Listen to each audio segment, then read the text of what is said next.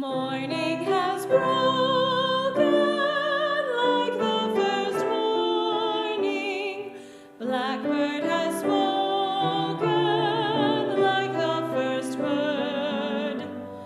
Praise for the singing, praise for the morning, praise for them springing fresh from the word. Sweet the rain's new fall, sunlit from heaven, like the first dew fall on the first grass. Praise for the sweetness, praise for the garden, sprung in completeness, where God's feet pass. Mine is the sunlight, mine is the morning, born of the one light, hidden softly. Praise with elation, praise every morning, God's recreation of the new day. Welcome to First Parish in Needham, a Unitarian Universalist congregation that is over 300 years strong. We are delighted to have folks participating in this special service through our live stream. Welcome, one and all, to our sanctuary.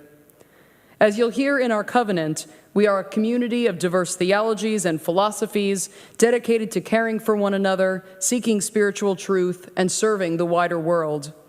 The spirit of our covenant is not atypical for a Unitarian Universalist congregation, as we are part of a faith tradition that challenges us to follow an ethic of enthusiastic welcome and hospitality, a respect for every individual within the interconnected web of existence, and a responsibility to co-create a world community with peace, liberty, and justice for all.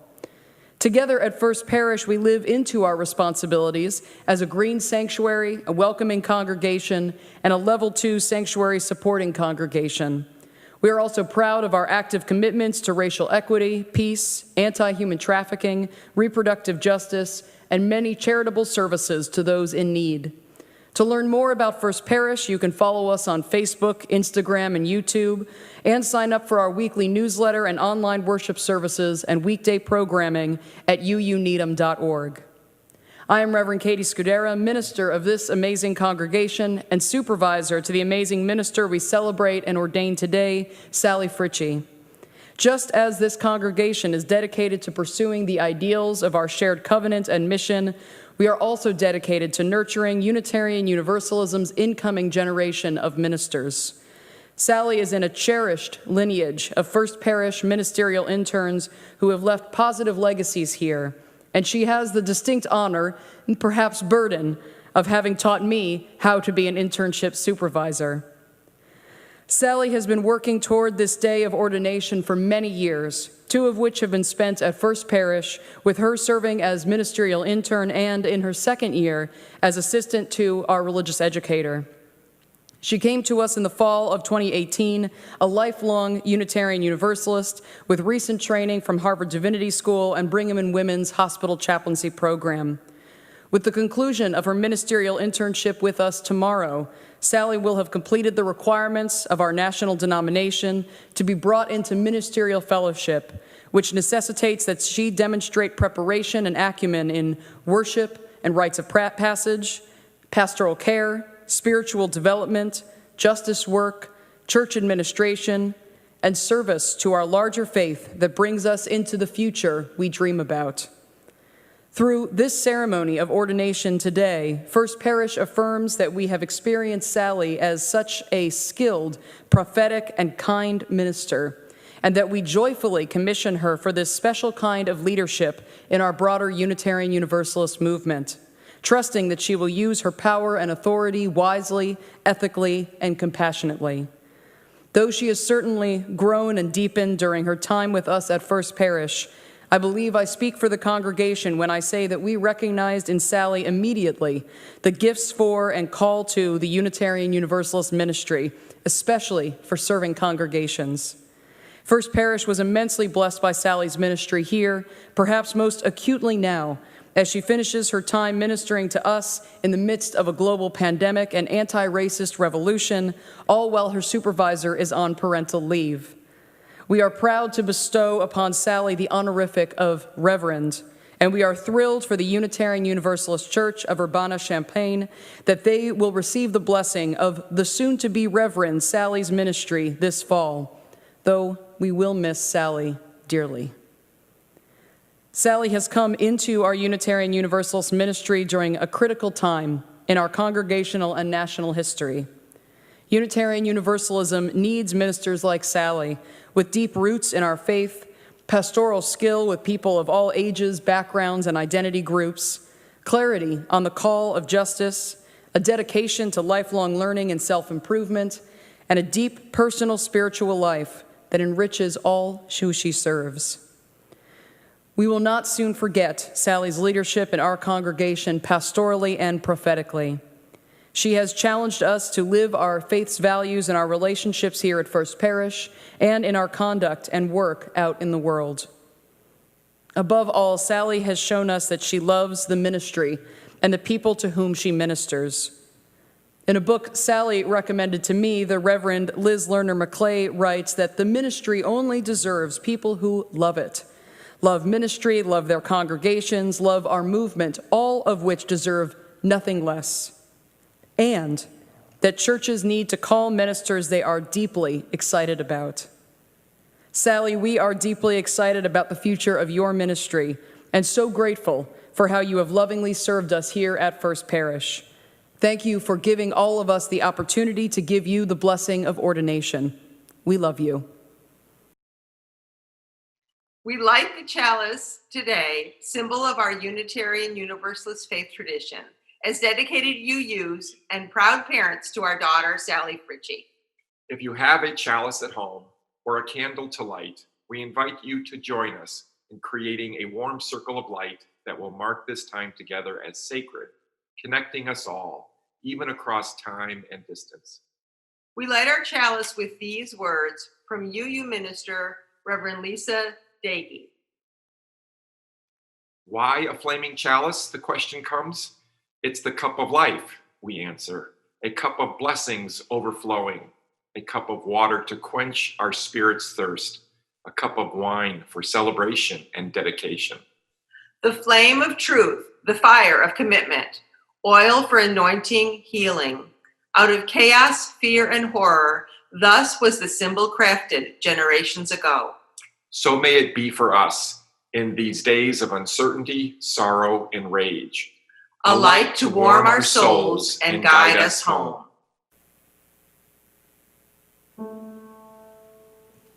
Oh, we give thanks for this precious day, for all gathered here and those far away, for this time we share with love and care. Oh, we give thanks for this precious day.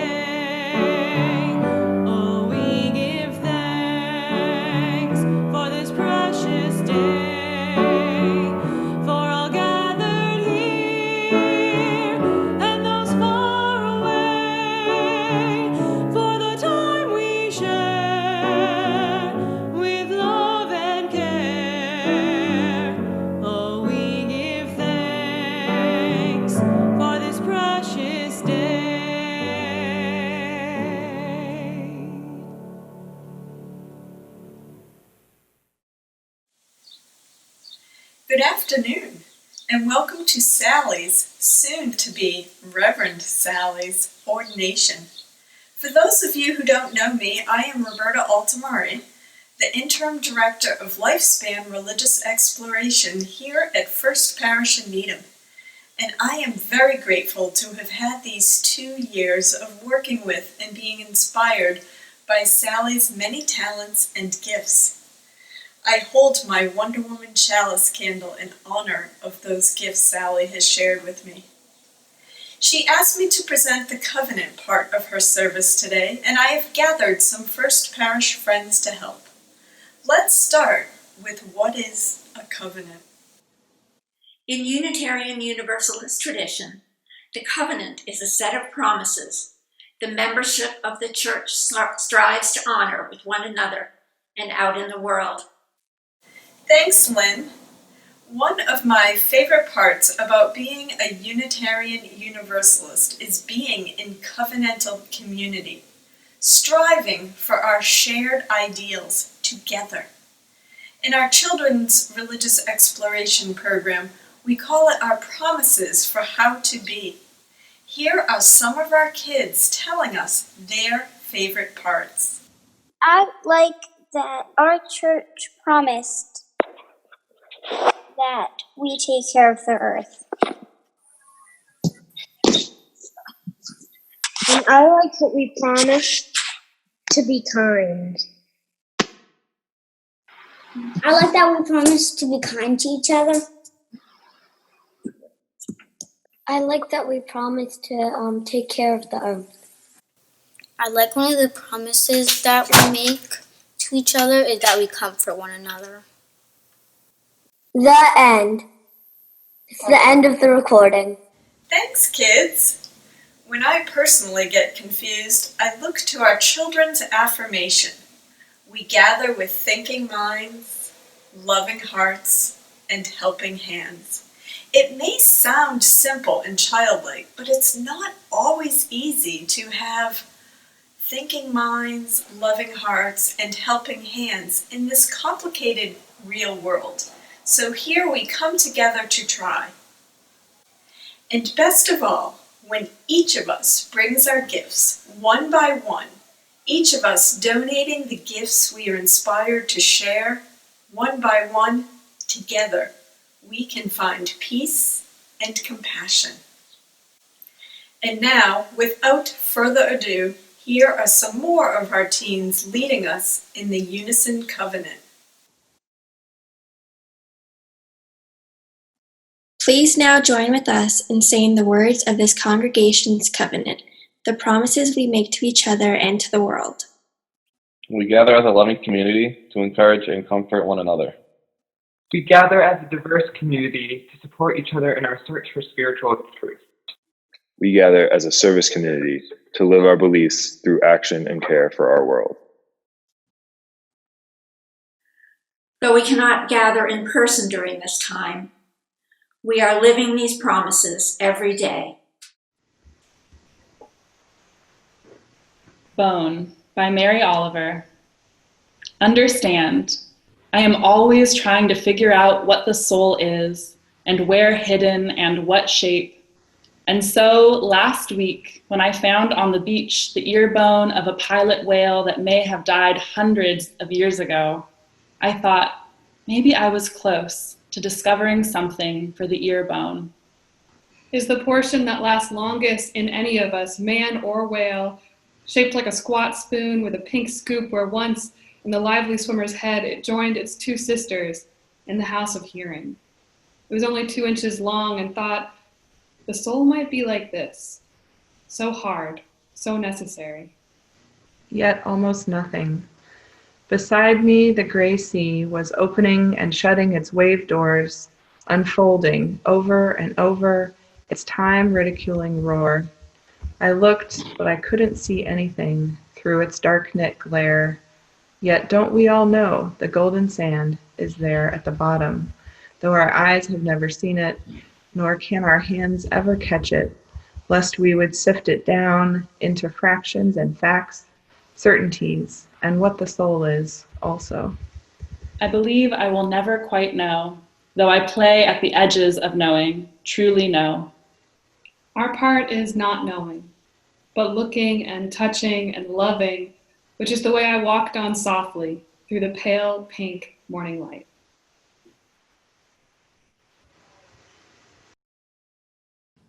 Hello, everyone. For those of you who may not recognize me, my name is Ellie Del Valle. I'm a seminarian at Boston University, grew up in this church, and am currently sponsored by this congregation in my path towards becoming a UU minister. My path towards ministry started young and has been unusually straightforward for a ministerial candidate. I went through the religious education program here, and I was taught to ask hard questions and to question the world around me, always forming and reforming my idea of faith. By the time I was in 8th grade, I wrote my credo statement, I still did not know what I believed in. I understood that that was okay when you continued to welcome me with open arms. I enjoyed my time with the youth group, even going to New York and New Orleans on transformative service trips, and I felt loved and supported with them. I was able to attend General Assembly at the end of high school, and that fanned a flame within me. I was able to realize early on that I wanted to pursue ministry. Now, in my seminary, I've been lucky that my school has been financially generous to me and others pursuing ministry. Throughout my entire journey, I have received many gifts, both financial and otherwise. From my family, from this congregation, from my friends, from my school, and even just the fact that I was born into the school district I was born into. Even though I am in a position of privilege, I will still have student debt. I'm not sure how long it will take to repay it on a minister's salary. However, not everyone has been as fortunate as me to receive all of these gifts and to live where I live. I do not know what it's like to be Black or a person of color in the United States. What I do know is that our society and the systems therein are built upon the exploitation, genocide, and enslavement of Indigenous and Black peoples, as well as refugees. Social justice includes economic justice, and economics must be social. An example of this are the current calls to defund the police. This means to redirect money from this reactionary, deeply flawed and racist program to measures that are more proactive, both socially and economically, such as education and affordable housing. That brings us to today's offering ask. While we are currently proudly welcoming a new voice into UU ministry, I ask that we consider the broader ministry as well. While ministers share their gifts of service and vision with us, there are times we need to give back to ministers, to share our gifts with them. And as we push for serious change in our society and within our Unitarian Universalist institutions, we need to affirm and elevate Black UU voices. And part of that is economic, making sure that ministry is accessible and affordable.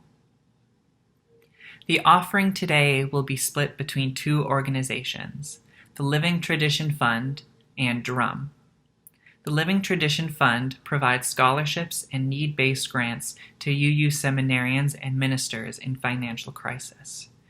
DRUM, or Diverse Revolutionary UU Multicultural Ministries, is an anti-racist collective that supports UU leaders of color and challenges UUism as a whole to undo white supremacy culture and transform our faith tradition. To donate to today's offering, you can use our Text to Give program. On your smartphone, text the message UU Needham plate with the amount you'd like to donate to 73256.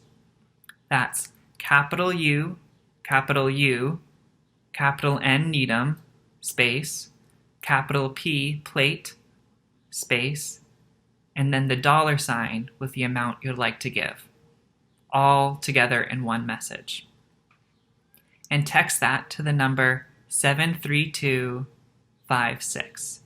Again, that's 73256. There should also be written instructions on your screen in case that was too much to follow. The offering will now be given and gratefully received. Thank you for your gifts.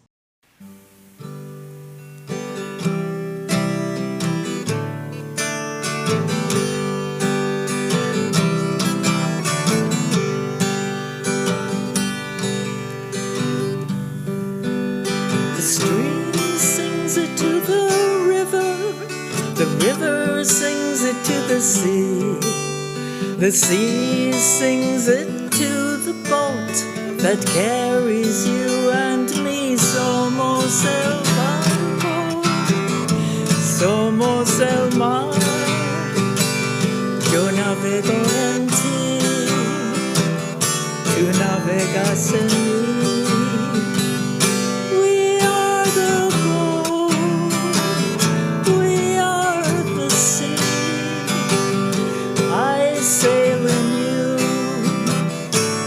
Sail in me.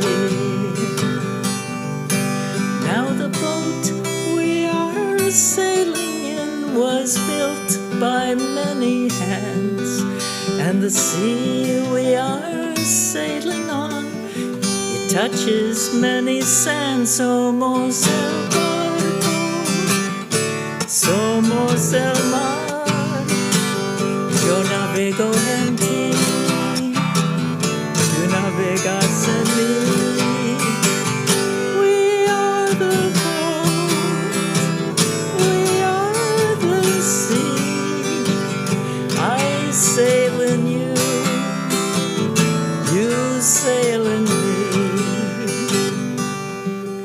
Oh, the voyage has been long and hard, yet we're sailing still, with a song to help us pull together, if we only will. Somos el barco, somos el mar, yo navego en ti, tú navegas en mí. We are the boat, we are the sea. I sail in you, sail in me. So with our hopes we raise the sails to face the winds once more. With our hearts we chart the waters never sailed before. Somos el barco, somos el mar, yo navego en ti, navegas en mí. We are the boat, we are the sea. I sail in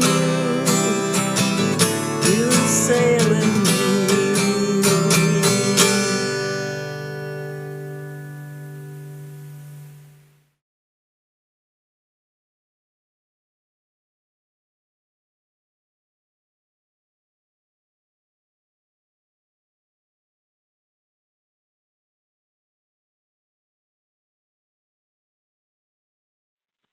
My name is Karen Hutt. I am a minister with First Universalist, and I have never been so proud to be a UU. It's been 25 years this year for me in ministry, and I am grateful to be with all of you. I was born with a heart defect. Doctors were uncertain if they could do such a risky surgery, a very costly surgery on this little colored girl in 1959. They debated, my parents challenged the hospital, and 2 years later, my life was saved through the surgery. But following my surgery, it was in a largely African-American hospital. They moved that procedure out of the city, making it really inaccessible for Black families. There's no justice. There's no peace. When I was a kid, my great-grandfather, who was born just after the Emancipation Proclamation, told me about his mother who had been enslaved. His mom was a seamstress who freed herself. She needed work, and she got a job sewing Confederate flags during the Civil War. She used the money to buy her relatives out of slavery. Her husband, though, we learned very little about, was murdered by white children for fun. The story goes that they took out his eyeballs for marbles. There's no justice. There's no peace. When I was a kid, my grandfather told me about how proud he was to be a soldier during World War I. He loved the uniform because the women in France thought that he was just the most handsome Negro ever. When he and his best friends came home from the war to Delaware, Maryland area, they were chased by a gang of white men. They caught my Pup-Pup's friend and lynched him. The Pup-Pup hid in some debris until it was safe to escape. At the lynching, hundreds of white adults and children took pictures with his friend's charred body, smiling. And then chunks of his body was distributed to the many that sought them to put in what was called a nigger jar. There was no justice, and there was no peace. When I was a teenager, I was a popular, mischievous, smart aleck kid who took lots of risks with the boys. We sat on the chains between the subway cars in Philadelphia, sitting on them while the train was moving 80 miles an hour underground. We jumped on the back of public city buses and held onto the ledge to ride to the next stop. We asked adults to buy us Boone's Farm apple wine at the state store. And the cops would always come on these incidents, and I couldn't run very fast, so I always hid underneath the cars. All the boys were eventually arrested or beaten, at least once by the police in their early years, and many, many, many went to juvie. There is no justice. There is no peace. When I was a young adult, I took a boat to work on an island in the Boston Harbor with black and white kids from South Boston High School. We were teaching them leadership skills using the ropes course and environmental science as a metaphor so that they could go back into their school during the height of racial violence during the busing crisis in Boston in the early 80s. One day, I had to take the late boat back to Dorchester Bay and walk a mile to the Red Line train station. On the way, I was jumped by a gang of whites. I was left semi-conscious on the ground after a brief but painful encounter. There is no justice, and there is no peace. When I was 30, in my 30s, I moved to Chicago, the most segregated city in America. One day I was driving and was pulled over by the police. One day I was driving and pulled over by the police. One day I was driving and pulled over by the police, but a matter of 15 times in 1 year. I was ticketed, harassed, disrespected. There's no justice. There's no peace. When I was in my 40s, I worked at a maximum security prison with thousands of black men, piled like sardines, 7 floors high. I watched guards step on the heads of these men and then drag them down concrete staircases in races on either side of the tier for entertainment. There was no justice and there was no peace. Now, in my 60s, I see my country much the way I see this so-called president, both behaving like insolent children, a ravenous toddler, unable and uninterested in controlling or mitigating raw, historical, racist impulses to conquer and destroy Black life. These eruptions against our humanity can happen at any time and at any place because anti-Blackness and white supremacy are the bedrock of this nation. The slightest tremor can shake the ground beneath our feet, and then that foot of gleeful control steps on our collective necks. This country who hears my pain as white noise, who sees my blood as inconvenient puddles to step over. This country has weathered my Black body with stress and illness. This country whose structures and machinery of injustice continue to create new ways to separate my head from my body. You see, America loves our Black bodies. To throw a ball on a field, to dunk a hoop, to labor in the industries of capital, for sexual fantasies, and the provision of entertainment. But our Black heads, not so much. Our heads that create Black towns after slavery, our heads that innovate and invent, our heads that do complex math, our heads that write novels, our heads who create music and smile and joke with generativity despite the terror, our heads that have figured out how to survive and how to take care of ourselves, our dignified heads that are held high, and most of all, our heads that speak truth to power. For the American anti-Black movement, it is that head of George Floyd, his head with kinky hair, his head with a broad African nose, his head with beautiful full lips, his head with dark brown skin. It is that head that the anti-Black agenda seeks to sever from its body. So white supremacy can feed. You must cut off that head so it can feed on him like zombies feed on brains. The killer cop that kneeled on George Floyd's neck lingered with childish glee. Look at his face.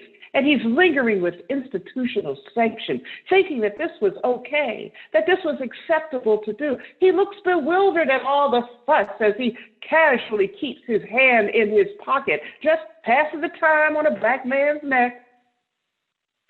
After all, George was not human. You could not hear the pleas of a non-human. You could not respond to the life being sucked out of a non-human. You can kill him to obliterate breathing Blackness, speaking Blackness, thinking Blackness. The machine of white supremacy is so well oiled not to see or to hear or to feel. It is a cold and calculating gadget with one singular laser-focused objective: to kill me in the most comprehensive and thorough manner. Slowly through policy and infrastructure, or suddenly through the deprivation of oxygen. This machine, with its intricate screws ground into my ancestral body, this machine that has robbed Black people of our liberty and who profited by this theft every hour that we live, have no moral ground on which to stand. It is the humiliated, incarcerated, mutilated, and terrorized Black body that serves as the vestibule for this democratic republic. I love this country. And all my life, I have heard that it's going to take time for America to change. I believed it, and I worked for it. But I have a message to my own childish aspirations today from the Me Too movement. And that message is, time's up. How much time does it take to see us as human? How much time does it take for our pleas to be heard? You know, there's a great relief in saying time's up. It means that something else is going to happen. It means the end of something. It means, now what? What it doesn't mean is hope for something better. It means actions for something better. We are witnessing a shocking accumulation of injured and mutilated Black bodies, particularly young Black bodies. Our Unitarian, Universalist, liberal, and progressive white communities need to ask themselves this question. If our movement is truly progressing towards this, quote, society that is to come, maybe, If we're really moving towards that, why is suffering increasing at such an alarming rate? In response to this inquiry, are you telling your Black siblings that they remain hopeful? Keep struggling? Keep hope alive? Keep faith? I have come to the conclusion that hope is a deadly aspiration for Black people. When we hope, we are still. Hope is a naive conundrum that doesn't inspire action. Being hopeful comes from a place of lack and scarcity. Hope causes us to wait for things to happen to us rather than going out and creating those things for ourselves. While we hope, we continue to suffer.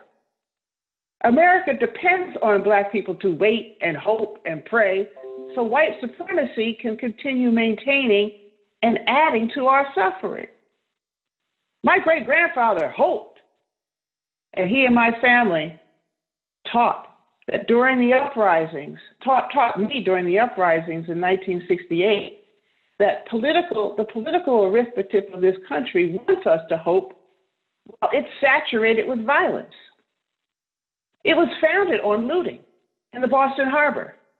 It looted the land of the native folks. It looted the shores of Africa that brought me here. It looted the environment. It looted Black communities from their wealth. Thus, nonviolence is a misnomer or somewhat of a ruse. Hope is a Black sacrifice. It is a violence directed towards the self, and it is useless. Political hope has usurped the spiritual principle of hope and puts it in the service of extending oppression. The political hope is bound up with metaphysical violence, and this violence masquerades as a solution to the problem of anti-Blackness. This hopeful, temporal, linear perfection is connected to the tropes of betterment, struggle, work, and utopian multicultural futures. These conceptual instruments of political hope will never obliviate Black suffering or anti-Black violence. These concepts only serve to reproduce the conditions that render our existence unbearable. Political theologians and optimists avoid the immediacy of Black suffering, the horror of anti-Black pulverization, and paint pictures of the, quote, not yet but is, maybe to come soon, maybe the social order will be. Political hope becomes a vicious and abusive cycle of struggle. It's like putting a circle around an idea or an object. The idea might be Black freedom. It might be reparations. It might be justice or relief or reprieve or redress or equality.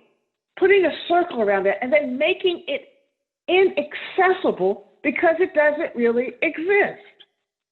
Those with political hope propose a collective enjoyment as an answer to Black suffering. They point to finding the joy in the struggle, the victory in the toil, and the satisfaction of symbolic action, and the singing of songs from enslavement.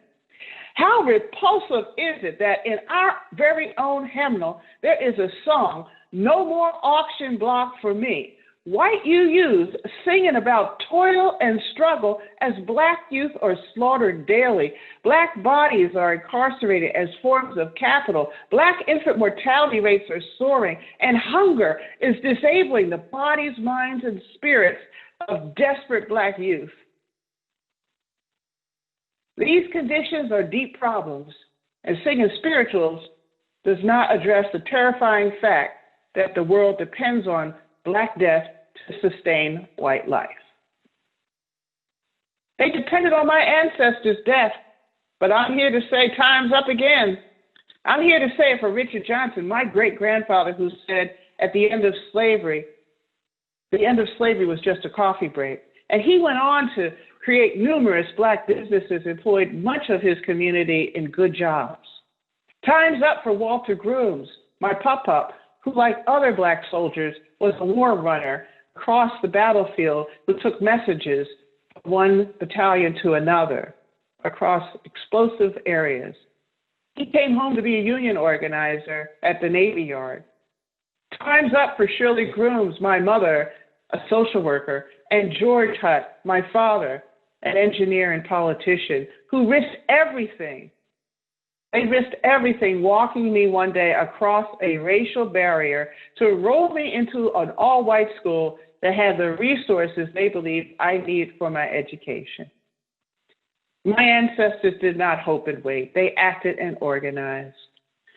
Friends, go down and try for a day to see what it's like to let go of political hope. Just let it go.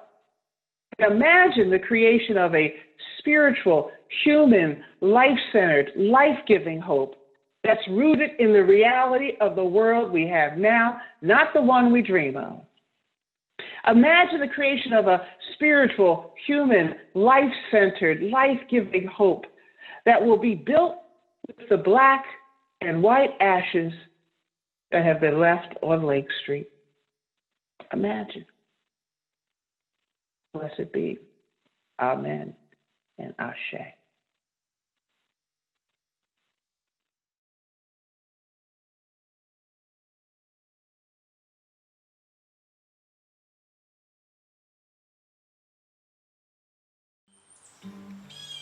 We shall be known by the company we keep, by the ones who circle round to tend these fires. We shall be known by the ones who sow and reap the seeds of change alive from deep within the earth. It is time now. It is time now that we thrive. It is time we lead ourselves into the well. It is time now, and what a time to be alive. In this great turning we shall learn to lead in love. In this great turning we shall learn to lead in love. We shall be known by the company we keep, by the ones who circle round to tend these fires. We shall be known by the ones who sow and reap the seeds of change alive from deep within the earth. It is time now. It is time now that we thrive. It is time we lead ourselves into the well. It is time now, and what a time to be alive. In this great turning we shall learn to lead in love. In this great turning we shall learn to lead in love. In this great turning we shall learn to lead in love. In this great turning we shall learn to lead in love. Sally, I thank you for the opportunity to pray for and with you on the occasion of your ordination. As the minister serving your home church where you grew up, and having been ordained myself by the very same beloved congregation that ordains you today, it is truly an honor to be present to you in this way. We have reached the portion of your ordination service where we would, if we could, lay our hands upon you and connect you in body and spirit to the great cloud of witnesses, our ancestors and all those who love you and all whom you serve, and all those generations yet to come. For our forebears, this moment of laying on of hands was the moment of transformation in an ordination, when the Spirit would descend through the gathered hands, filling you with the grace of love eternal. In our tradition, the laying on of hands has always been performed not by a bishop or hierarchical authority, but by the people, by all who gather in the name of justice and compassion, all of whom are equally agents of love. I remember at my ordination being told that as the weight of an entire room of hands rested upon my shoulders, I would feel the awesome responsibility of this call, the heaviness of it. And it is not possible for us in this moment to give you the physical experience of that weight. But as you set out in ministry amid a global pandemic and an uprising to defend precious Black lives, I would venture to say that you don't need reminding of the weighty responsibility of ministry. Rather, I would remind you in this moment that the hands of all who now ordain you, connected both existentially and digitally, form a precious web to uplift and uphold you. I would remind you that our interconnection in the ministry that we share, lay and ordained alike, is a sacred responsibility and a deep joy. As you are ordained into this moment of great turning, I would have you remember always that you never labor alone, but that a sacred grace flows through you and all with whom you will minister from a source that we all share. So, Sally, I would like to invite you to close your eyes and place your hands over your heart as you would if we gathered in person to lay hands upon you. And for all of you who are gathered in front of screens near and far, I would like to invite you to reach out your hand toward your screen and imagine channeling your love and presence to Sally through the magic of the interconnected web of fiber optic, cell signal, and wire. Metaphorically and digitally so connected, let us pray. Sustaining, beckoning love, who calls us insistently toward deeper meaning, shared liberation, and wider compassion. Bless Sally on this day with your grace, the sure knowledge that she is alongside us all, held in an unending love that we can neither earn nor lose nor even outrun, much as we may sometimes try. Grant her wisdom in the continual effort to discern your call. Grant her courage to love boundlessly, extravagantly, and well. Grant her patience and perseverance and solidarity in the long-haul work of liberation. Grant her rest when she needs it, and continual renewal, and an always learning ministry. Grant her the healthy boundaries of a well-placed no and a faithful yes. And most of all, grant her joy in her calling and fulfillment in following it her whole life long. Eternal love, bless all of us now gathered with inspiration. As we witness this time of commitment and these vows of service, renew in us each our own calling to serve love and justice in all of the ways that we have found. Connect us each across time and space with all who have served, all who would serve, and all who are yet to come. It is in their name we pray. Amen.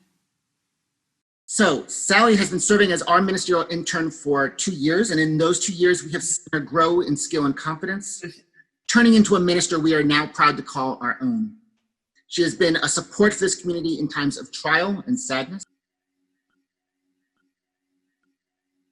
played with us, celebrated with us in times of joy. She has given steady support, wise counsel, and creative leadership. In December 2019, she successfully passed the UA's Ministerial Fellowship Committee's assessment, which meant she was approved to be officially ordained as the UU minister. As elected representatives of the congregation, the parish committee voted unanimously on January 8th to hold a ceremony to ordain her on Saturday, June 20th, 2020. In our tradition, an ordination recognizes the relationship between the minister and the broader faith community they hope to serve. It articulates and celebrates the authority and responsibilities bestowed with the title Reverend. The power to perform this ceremony rests with the congregations and not with the Central Association. It feels important to give the membership of this congregation a chance to affirm the vote taken by the parish committee, especially as the ceremony will now be a virtual one, with less opportunity to give your voice of our community's support to enthusiasm. There is not a need for a formal vote, only a show of assent. I'd like to unmute us now, all of us, and all who approve the intention to ordain Sally Fritsche to Unitarian Universalist ministry, raise your hand and say aye. Aye. We, the members of First Parish in Needham, do hereby ordain you, Sally Fritsche, to the office of Unitarian Universalist minister. We charge you to serve this office faithfully, preach the truth with love and courage, work for justice, listen with compassion, shepherd those you serve through life's milestones and turning points, and call all you encounter toward deeper purpose and meaning. We ask that you remember the powerful potential of religion to both harm and to heal, and be ever mindful of our faith's role in the broader story of humanity.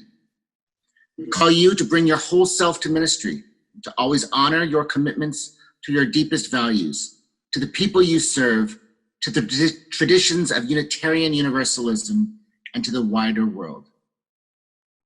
Do you pledge yourself to honor those commitments and to minister in this way? I do. And do you accept the responsibilities and expectations that such a ministry will bring? Do you move willingly and joyfully into this vocation, knowing that it will be one that asks much of you, knowing that it will bring encounters with both the deepest joy and deepest sorrow? Do you, Sally Fritsche, fully accept and embrace this call to Unitarian Universalist ministry? I do. And congratulations, Reverend Sally Fritsche, on your ordination. Yay! Thank you. Sally! Great. Nice, Sally. Ordaining Sally. Yay. Then I am happy to say that we, the members of First Parish in Needham Unitarian Universalist, gather together as a voluntarily covenant community, do invite Sally Fritsche to accept our call to be ordained on June 20th, 2020. Yay! Hooray! Yay!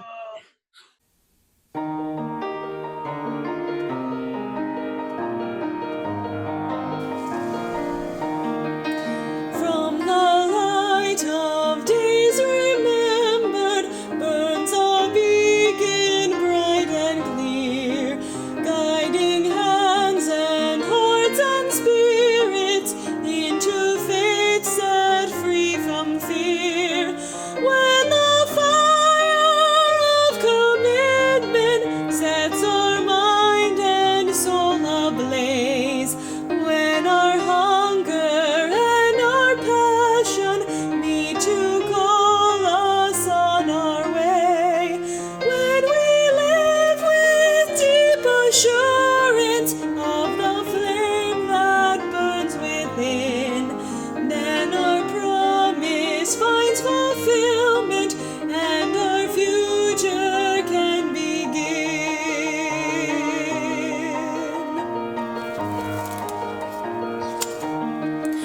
From the stories of our living rings a song both brave and free, calling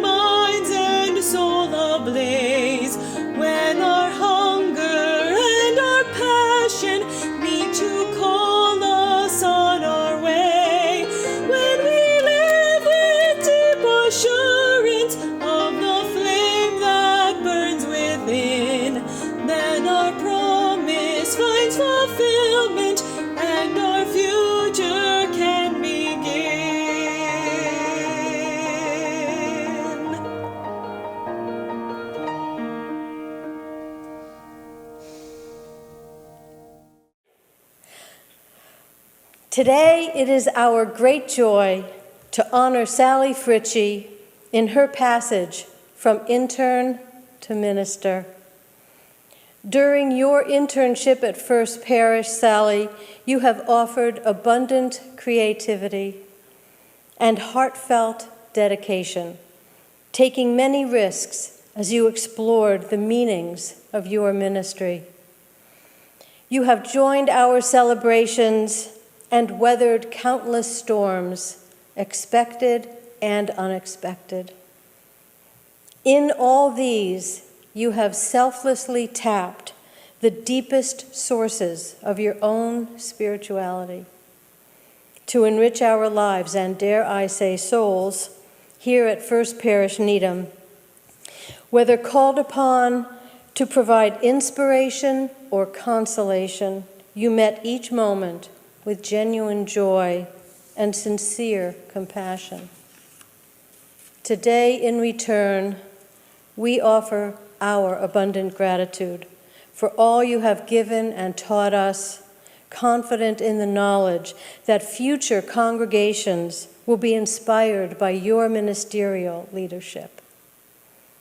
On the sacred occasion of your ordination, we wish to bestow upon you this stole, a fitting symbol of your mission to humbly serve those in need.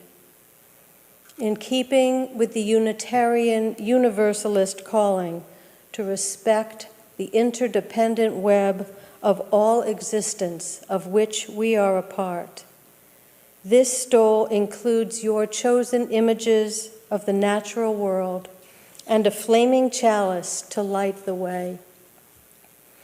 In addition, words of wisdom from the poet Mary Oliver are inscribed as a touchstone for you, a reminder that your chosen work is loving the world. This moment is truly both personal and sacred. With this stole, we bless your new ministerial relationship with Unitarian Universalism's worldwide beloved community. May its ineffable weight remind you always of the sacrament of service which you now make your life's work.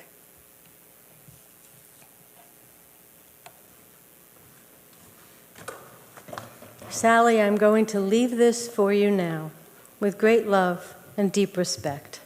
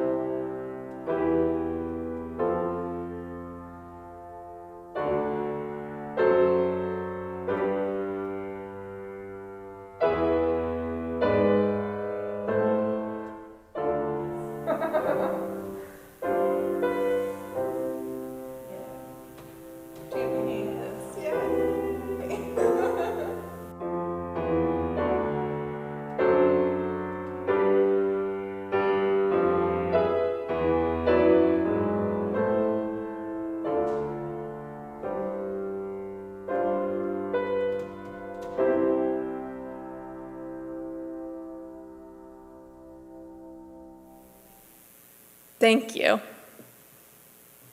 You have given me so much, more than words can express.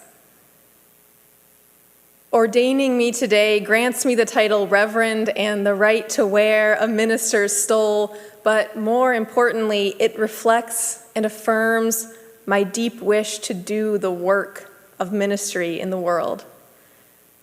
to care for people, to say true things, and to nurture the love and anger and justice and humanity this world needs most.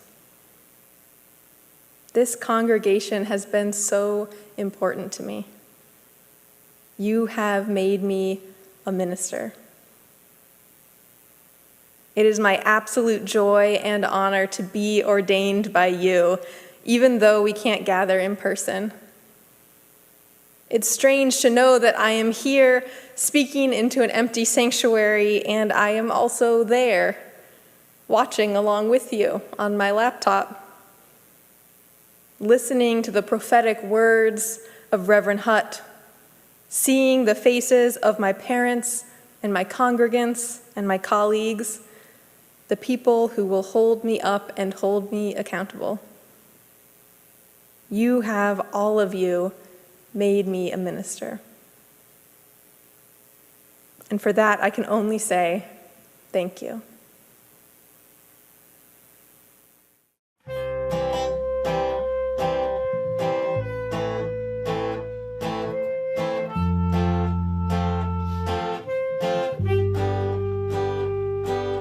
Auspiciousness and causes of success. May you have the confidence to always do your best. May you take no effort in being generous, sharing what you can, nothing more, nothing less. May you know the meaning of the word happiness. May you always lead from the beating in your chest. May you be treated like an esteemed guest. May you get to rest. May you catch your breath. May the best of your todays be the worst of your tomorrows. Oh.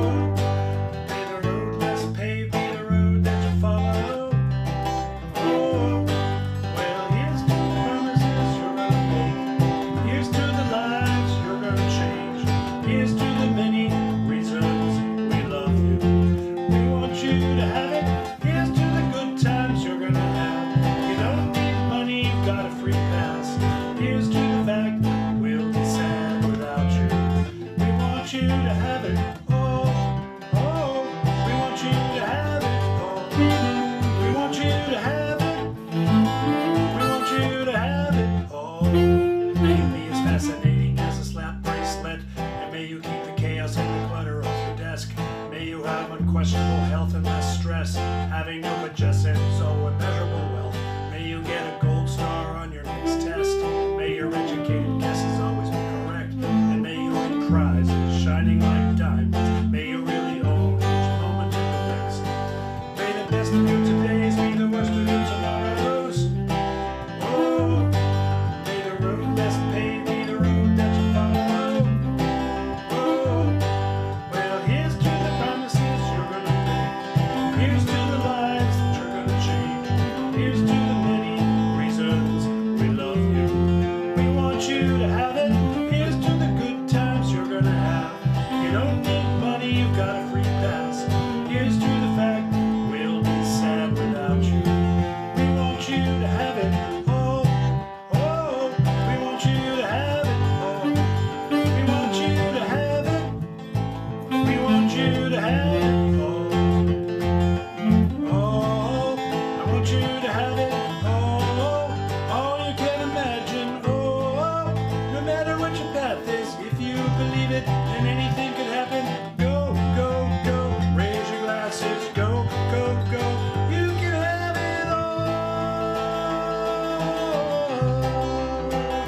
Take it.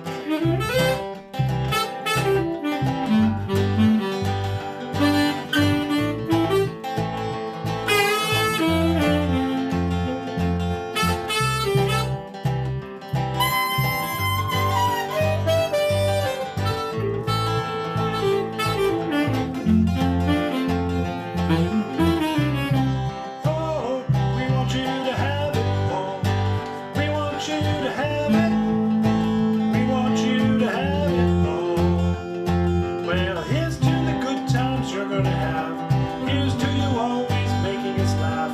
Here's to the fact we'll be sad without you. We want you to have it all. Well, Reverend Sally Fritsche, I am so honored to be one of the very first people to refer to you as the Reverend Sally Fritsche. I am Florence Caplow, the lead minister of the Unitarian Universalist Church of Urbana-Champaign in Illinois. And you will, of course, be joining us at the beginning of September as our Associate Minister for Congregational Life. And I am so honored as well that you invited me to offer you the right hand of fellowship today on this extraordinarily auspicious day. The right hand of fellowship is an ancient tradition signifying agreement and welcome into a new community. It is from Paul's letter to the Galatians, where the disciples offered the right hand of fellowship to Paul and to Barnabas. Of course, in our UU tradition, we think of it as the welcoming into the community of ministers in the ways that we will support one another, in the ways that we need each other throughout our ministry. In my own Zen tradition, we say that the teachings are passed down not through scriptures or written teachings, but warm hand to warm hand. And I love that expression of warm hand to warm hand, that it's in our connections and really love for one another that we carry on the teachings of our tradition. And I have to say, it took me a long time myself to recognize the gift of other ministers for me in my ministry, to recognize the gift of mentors, coaches, colleagues in geographic cluster, peers, all of those different levels of ministerial connection. And I urge you to really cultivate and turn towards those connections as a way of sustaining you during the hard times. And there will always be hard times in ministry, as I've seen. And I think this is true throughout ministry. So to begin to develop those now is very important. But one of the things that's unique about our situation is that with a friend or a mentor, you might be speaking with them once a month, but we will be working together every day, shoulder to shoulder. And so the quality, the degree of commitment to really working together and supporting one another is much deeper in our case. And I want you to know that I take this very, very seriously. I promise that I will do all that I can to encourage you, to sustain you, to really give you the space for fully manifesting your unique gifts in ministry here. Knowing that these first steps on the road are so significant. I also recognize that we are a priesthood of all believers, and we talk about the fellowship of ministers, but really, we practice shared ministry. And so my hand is the hand of all those you will share ministry with, all those that you will serve in the congregation that we will be serving together, and the congregations in your future. And it's really odd that we now have this embodied gesture of the right hand in this disembodied moment. And I think we just have to use our imaginations that, in fact, the heart connection is there. The body we are here together in our hearts. So I also want to mention, though, that all this talk of the right hand is in some way only half the story, because there's also the left hand, the hand of intuition, of sometimes more female identified ways of being, of seeing things holistically, of seeing things in radically new ways. And so I want to offer you not just the right hand, but both hands in fellowship. So please, Sally, accept these hands, the right and the left, as we begin our work in ministry together, which is always beginning over and over again. And I also want to say that I'm aware that each person who enters this ministry brings gifts that have never been seen before, that may in fact revolutionize who we are. And so it's not my hand reaching out to help you, it's our hands together moving into the future. And we need these radical new voices. So welcome, Sally Fritsche, Reverend Sally Fritsche. Thank you so much. And I can wholeheartedly accept this gesture of fellowship and everything that it carries with it, all the mutual responsibility and meaningful care that you've promised here and that I can promise in return. And I know that when we do meet in person in Illinois and begin our work together, we will complete the embodied portion of this disembodied ritual and actually take each other's hands and move into the future of ministry together. Thank you. Absolutely. Blessed be. Thank you.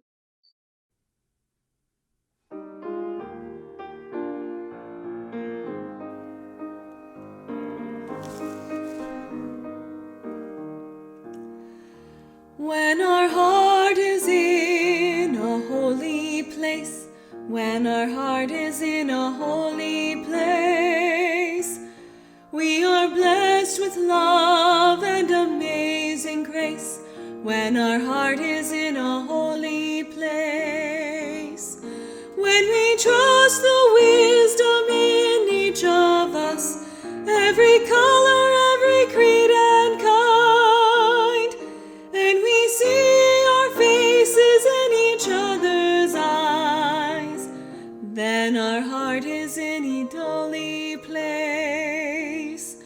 When our heart is in a holy place, when our heart is in a holy place, we are blessed with love and amazing grace.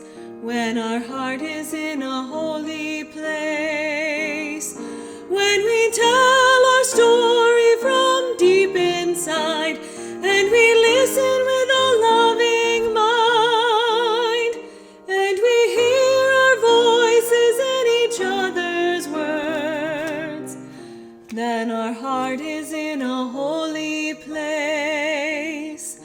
When our heart is in a holy place, when our heart is in a holy place, we are blessed with love and amazing grace.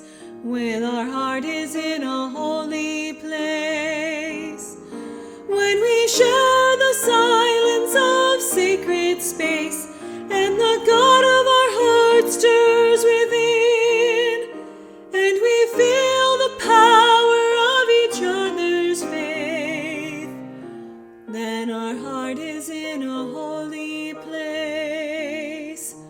When our heart is in a holy place.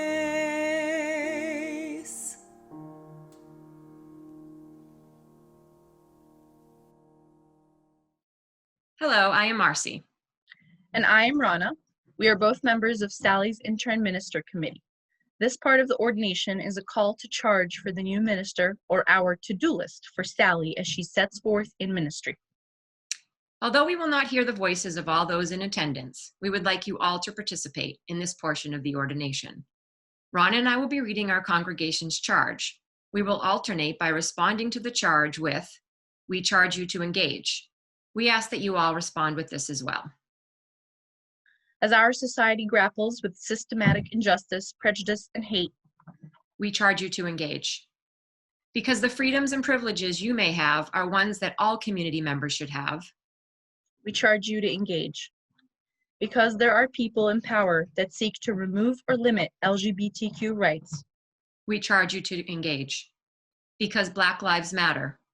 We charge you to engage. Because this is a country of immigrants. We charge you to engage. Because there are far too many women and children that don't feel safe in their homes or communities. We charge you to engage. Because you are blessed with many resources, your passion, your intellect, your able body, and the love of many. We charge you to engage. Because our planet Earth is in pain, and we know that you do not wish to stand silently on the sidelines. We charge you to engage. Because you will be joining a new community with needs, hopes, and experiences yet unknown to you. We charge you to engage. Because your faith, like ours, is one of action. We charge you to engage. May you engage in the work of building beloved community and sustainability with love. May you engage in accountable relationships with those most impacted by the injustices you seek to address. May you engage with humility, passion, love, and determination. May you make a difference in your newfound community. And as in the words of Mary Oliver, may you pay attention, fall down into the grass, kneel down in the grass, and stroll through the fields and do something precious with your one wild and precious life. Amen. Amen. Gonna keep on moving forward. Keep on moving forward. Keep on moving forward. Never turning back. Never turning back. We're gonna keep on singing loudly. Keep on singing loudly. Keep on singing loudly. Never turning back. Never turning back. We know Black Lives Matter. We know Black Lives Matter. We know Black Lives Matter. Never turning back. Never turning back. We're gonna keep on loving boldly. Keep on loving boldly. Keep on loving boldly. Never turning back. Never turning back. We're gonna reach across our borders. Reach across our borders. Reach across our borders. Never turning back. Never turning back. We're gonna stop these wars together.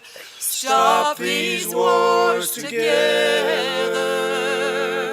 Stop these wars together.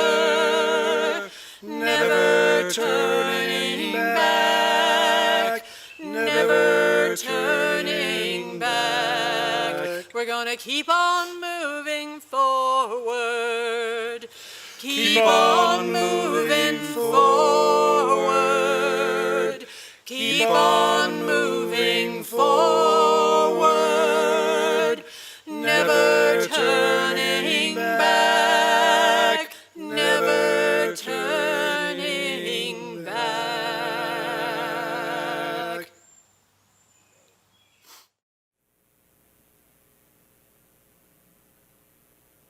There have always been, and there will always be, people doing the work of liberation.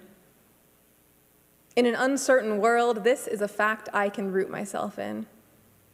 There have always been, and there will always be, people doing the work of liberation, building community, speaking truth, rising up, risking everything. And when religious communities are at our best, we are there too. Building, speaking, rising, and risking. All for the sake of everything that is most deeply, profoundly human. That hard, whalebone shell at the center of us that is too strong, too necessary, too real to be dissolved. When Unitarian Universalism is at its best, we are a faith of incredible transformation, transcendence, defiance, and I've seen it with my own eyes. When we are at our best, we are in the streets, in the classrooms, in the hospitals, in each other's homes, building networks of mutual care and accountability. We have it in us to live into every part of this moment we are in with love and trust and action. May we heed this call to make real our promises. May we keep on showing up for what we know to be true. May we feel the deep centering force that binds us to each other and to this one precious life. Imagine a hope rooted in the reality of the world we have now, not the paradise we dream of. We are capable of this. You are capable. You are loved. You are not alone. Connected always to those who came before and those who will come after. Join me then in this ministry. And we will move together not into a dream of tomorrow, but into the joy and sorrow and reality of today. May our service begin when the service ends. May it be so, and amen.